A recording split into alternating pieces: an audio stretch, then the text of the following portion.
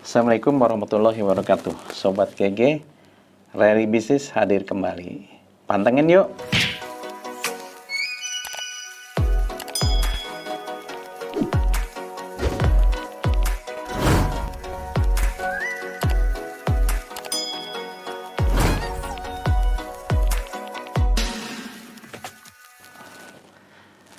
Baik teman-teman, ini ada berita yang menarik bahwa sopir itu ternyata order banyak karena kan logistik tidak kena pandemi. Artinya bahwa kegiatan logistik masih boleh jalan meskipun pandemi. Nah, di sini sopir-sopir meskipun pandemi ternyata di beberapa depo dan pelabuhan mengalami kemacetan. Nah, sopir ini menjerit. Order banyak, tapi sering pulang malam. Jadi berangkat pagi, pulang malam. Nah, pas pulang, dimarahin istrinya. Nah, ini bermasalah lah. Akhirnya sopir ini membuat TikTok. Order banyak, tapi nggak bisa mendapatkan uang, malah dimarahin istrinya. Baik teman-teman, kita baca di sini ternyata mendapat perhatian dari Kementerian Perhubungan, bahkan langsung menteri turun ke Tanjung Priuk untuk mengatasi kemacetan. Kita lihat beritanya, ini dari detik.com dalam kolom Detik Finance. Nah, kita bacakan beritanya. Judulnya di sini mengambil judul Siasat Kemenhub Kementerian Perhubungan atasi Pelabuhan Tanjung Priuk yang macet. Berita ini sudah 16 April 2021. Jakarta, Menteri Perhubungan Budi Karya Sumadi mengaku sudah punya solusi soal kemacetan yang terjadi di Pelabuhan Tanjung Priuk. Cara dia paparkan sudah disepakati untuk dilakukan dalam rapat yang dilakukan oleh Kemenhub bersama para pemangku kepentingan dan asosiasi pengusaha. Dia memaparkan hal pertama yang harus dilakukan adalah pengaturan di dalam pelabuhan. Menurutnya, saat ini seringkali terjadi ketimpangan jumlah arus logistik yang tidak seimbang. Pertama, di dalam pelabuhan, di mana ada ketimbangan antara pelabuhan 1, 2, dan 3, kata Budi Karya saat meninjau terminal New Priuk Kontainer Terminal 1. Jadi teman-teman, di pelabuhan ini memang terbagi ada beberapa pengelola terminal, ya di antaranya satu NPC1, kemudian kedua oleh pengelola terminal Koja, ketiga Jakarta International Container Terminal, keempat terminal MAL yang dikelola oleh PT MAL, kemudian yang ada lagi yang terminal 3 dikelola oleh Pelindo. Nah, untuk lanjutnya kita lihat berita selanjutnya. Dia mengatakan, apabila satu pelabuhan mengalami penumpukan jumlah kedatangan, maka wajib dialihkan ke pelabuhan lainnya. Oleh karenanya tadi disepakati apabila satu pelabuhan mengalami penumpukan jumlah kedatangan, maka wajib didipet ke pelabuhan lain. Nah, tadi ada 5 terminal pelabuhan. Jadi kapal dari luar negeri ini datang ke terminal-terminal yang ada tersebut, ya, kelima terminal tersebut. Nah, apabila terjadi penumpukan di salah satu terminal, ini menurut ada kesepakatan ini akan dialihkan ke terminal-terminal lain yang terdekat. Nah, ini. Di sini ya tadi kan telah disepakati apabila satu pelabuhan mengalami penumpukan jumlah kedatangan, maksudnya kedatangan kapal, barang, maka wajib didipet ke pelabuhan lain. Dia juga mengingatkan agar otoritas pelabuhan, operator, hingga bea cukai mempererat koordinasi. Dia juga menyarankan agar digitalisasi sistem operasi segera dilakukan.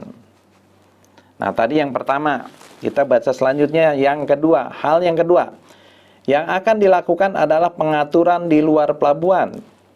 Menurutnya, selama ini banyak perusahaan yang serampangan membuat depo-depo pengiriman yang tidak sesuai di kawasan sekitar pelabuhan. Kedua, berkaitan dengan di luar pelabuhan, pertama kita identifikasi adalah bagaimana jumlah suatu perusahaan yang menempati tempat-tempat yang tidak sesuai dengan land use itu banyak sekali. Depo-depo yang tidak melakukan sesuai land use, ya peruntukannya maksudnya, jadi ada penumpukan di beberapa titik papar budi karya. Untuk masalah ini dia mengatakan sudah berkoordinasi dengan Gubernur DKI Jakarta Anies Baswedan untuk mengatur pemetaan zonasi di sekitar pelabuhan Tanjung Priuk. Maka kami sudah ke Gubernur DKI. Satu, bagi perusahaan itu secara selektif dilakukan, mereka yang tidak punya lahan atau salah zonasinya, kami menganjurkan mereka mengoperasikan di daerah industri, ujar Budi Karya. Memang harus ada law enforcement atas fungsi salah atas land use tersebut, katanya. Budi Karya mengatakan insiden macetnya jalur perdagangan kanal terusan Suez di Mesir beberapa waktu lalu juga itu jadi biang kerok masalah di pelabuhan Tanjung Priuk. Kok bisa?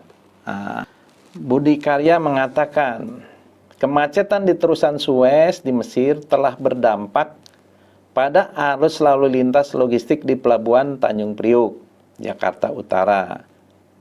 Hal itu terjadi karena imbas dari kemacetan di terusan Suez membuat arus logistik pada beberapa pelabuhan di pesisir Jakarta juga ikut mengalami penumpukan.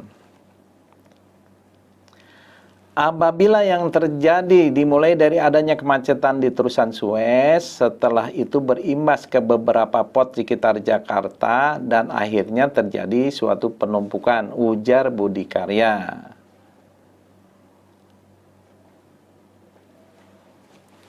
Nah, teman-teman, jadi memang pada beberapa minggu lalu ya, jadi telah terjadi kelangkaan kontainer ya akibat ada kapal di terusan Suez yang melintang sehingga kapal-kapal itu terhambat ya untuk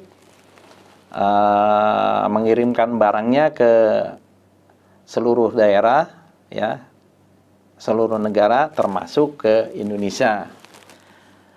Nah, dengan adanya hambatan tersebut akhirnya kontainer langka.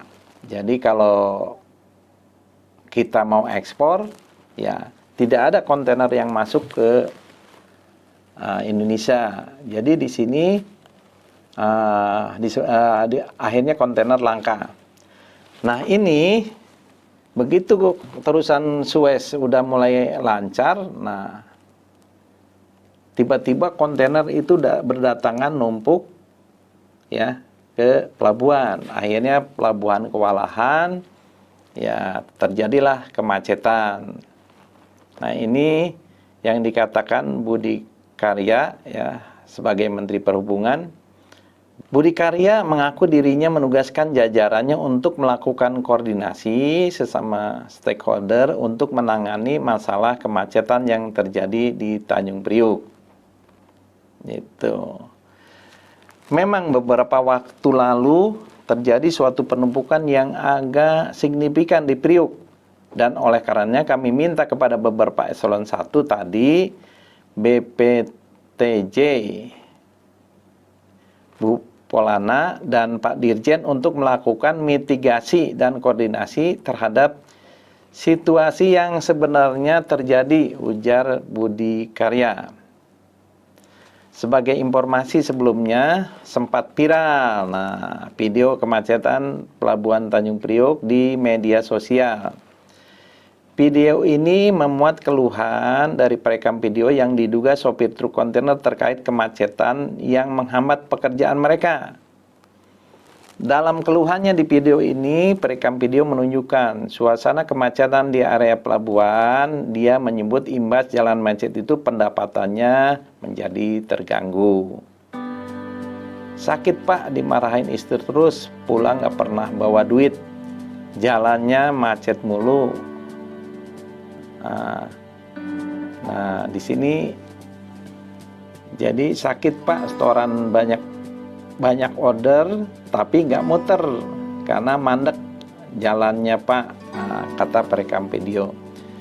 Jadi teman-teman, memang di Priuk ini ya sering terjadi kemacetan. Ya, sebetulnya bukan hanya karena pas video viral ya. Video viral itu mungkin si sopir ini udah capek ya, udah macet, sedangkan pas pulang ya duitnya kurang nih, habis di jalan kan, ya dimarahin lah istrinya terus gitu kan. Ordernya banyak, cuman tidak bisa muter gitu kan karena macet. Nah teman-teman, imbasnya ini kalau macet itu luar biasa ya.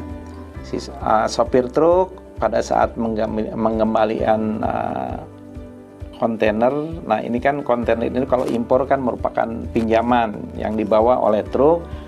Pada saat muat dari pelabuhan ya, dibawa ke pabrik, dibongkar barangnya, kemudian harus dikembalikan ke depo. Depo-depo ini yang bekerja sama dengan perusahaan pelayaran, yaitu tempat menaruh kontainer kosongnya. Jadi begitu kontainer sudah kosong, kembali ke depo. Nah, pada saat mengembalikan ke depo, ternyata deponya itu macet gitu. Karena sama-sama dengan sopir lain untuk mengembalikan ke depo. Nah, ini pada hari-hari tertentu ini terjadi macet terus, dan sekarang menurut para sopir ya hampir tiap hari macet gitu kan, makanya timbul video tersebut. Nah, kalau kemacetan ini terjadi, teman-teman, itu mengakibatkan sopir itu rugi di solar gitu kan. Kenapa? Sopir ini kan bekerja dapat upahnya secara ritase, 1 kali pengiriman yaitu dapat upah. Tapi kalau upahnya tersebut digunakan untuk macet habis, nah dia akhirnya kesal, teriak. Nah inilah teman-teman, sopir itu rugi ya, kehabisan waktu, kehabisan uang upahnya karena solarnya digunakan untuk macet. Terus yang kedua, teman-teman, nah pengusaha juga itu kan kontainer pinjaman, begitu dikembalikan terlambat karena macet, pengusaha angkutan itu rugi karena perusahaan pelayaran mengenakan demorit. Demorit artinya kontainer itu tidak dikembalikan pada batas waktunya, akhirnya kontainer dikenakan biaya penalti, jadi biaya tambahan.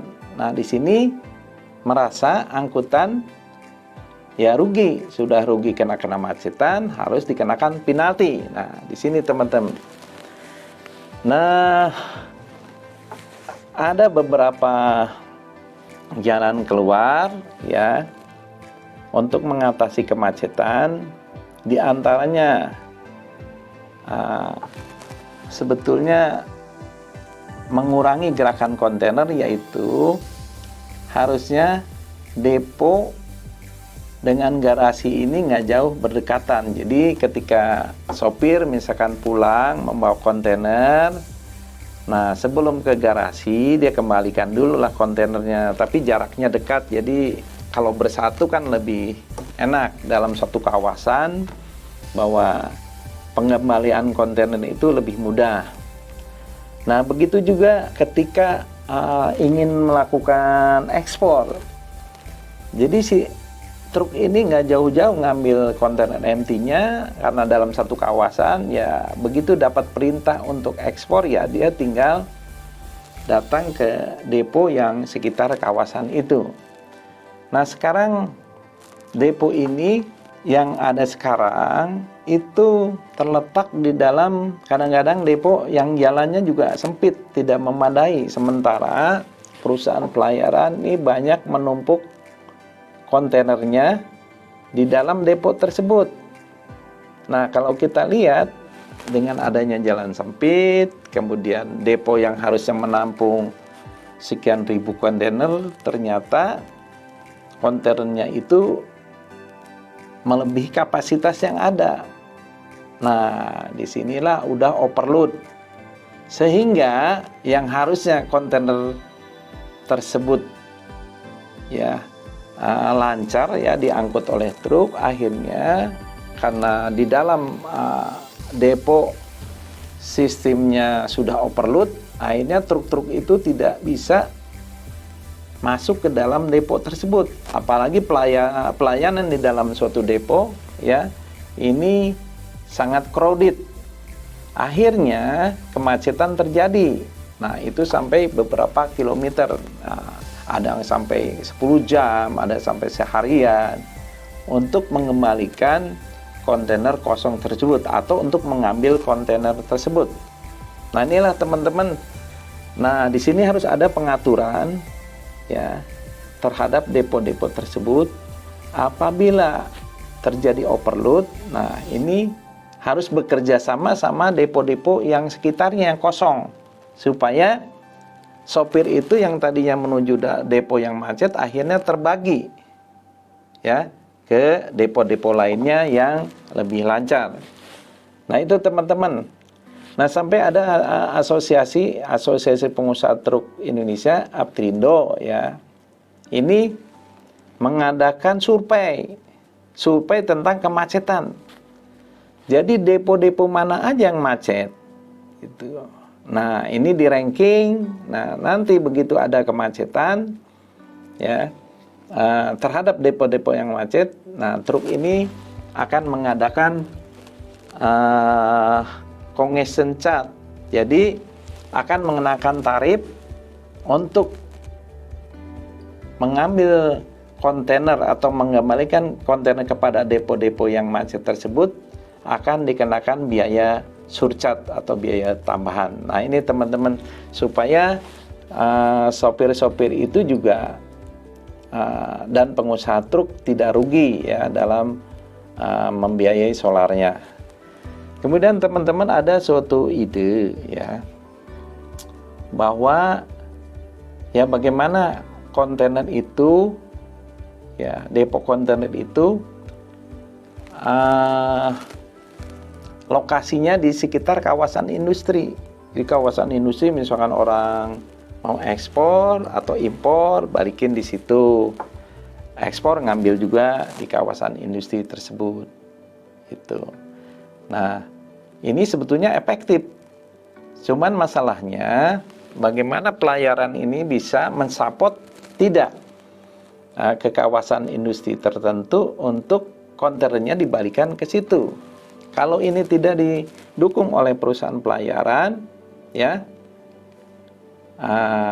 truk mengembalikan kontainer ke daerah kawasan tersebut, ya kan? Tapi pada saat ekspor ada lagi depo-depo kontainer di Jakarta, jadi harus balik lagi ke Jakarta, ya kan? Nah, inilah ada berapa kali gerakan yang tidak efektif.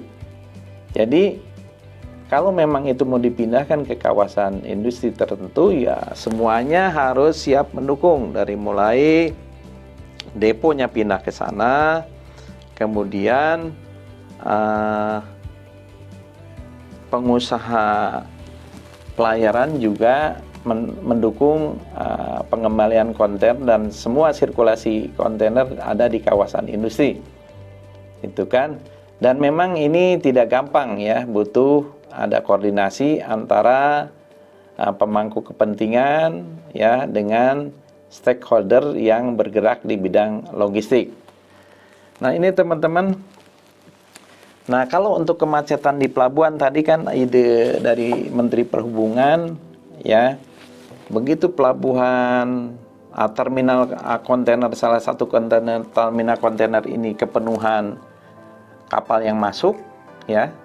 Jadi bongkar muat kapalnya penuh dan tiba-tiba dadakan tadi karena ada limpahan kedatangan kontainer dari akibat ada krodit di terusan Suez. Jadi begitu lancar di sana akhirnya kontainer datang ke terminal tertentu dengan luar biasa. Nah, Kemenhub tadi di dalam berita Detik News ya, detik.com. Nah, ini idenya bagaimana di terminal itu supaya tidak krodit ya dipindahkan ke terminal yang kosong. Nah, apakah itu pelaksanaannya mudah? Gitu kan? Bagaimana koordinasinya? Di sinilah teman-teman kalau memang itu mudah dan bisa di spread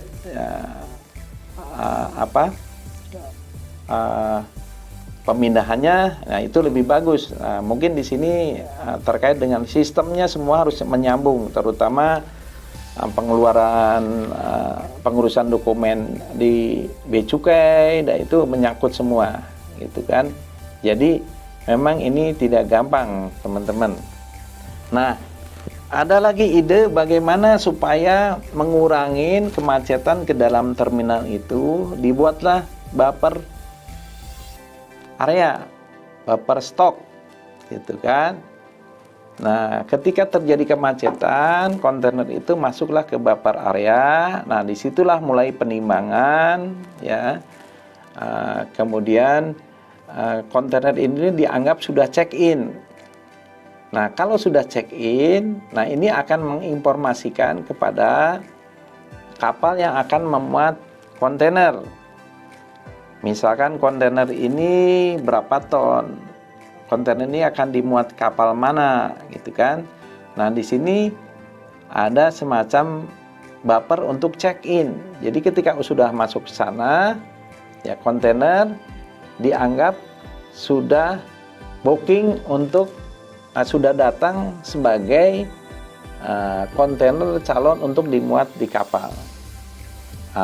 Sehingga dengan adanya pengaturan sistem ini, nah, kemacetan dapat dikurangin. Jadi tidak semuanya kontainer tuh masuk ke dalam pelabuhan, ya, termasuk kontainer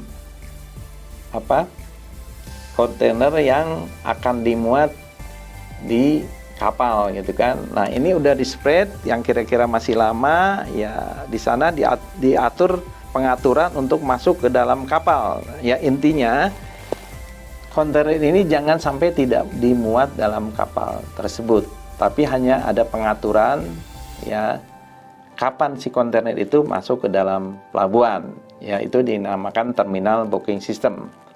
Nah, mudah-mudahan ke depan ini terminal pelabuhan termasuk buffer area, ya lokasinya di mana, intinya harus ada buffer area. Nah, bagaimana mengatur sirkulasi jadwal kontainer masuk ke dalam area pelabuhan. Nah, gitu teman-teman. Jadi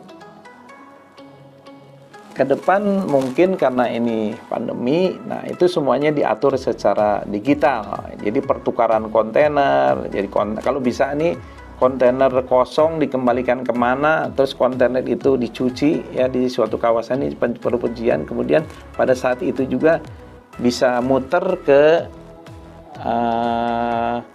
perusahaan yang akan mengekspor barang. Jadi ke depan harus digital. Jadi semuanya sistem terdeteksi Nah, inilah yang akan ke depan bagaimana kemacetan ini dapat diurai dan diatur. Demikian teman-teman, kita ke depan ada berita-berita yang menarik dan akan kita informasikan lewat log update. Jangan lupa subscribe, like, share, dan komen biar pembaca beritanya semangat. Terima kasih teman-teman. Assalamualaikum warahmatullahi wabarakatuh.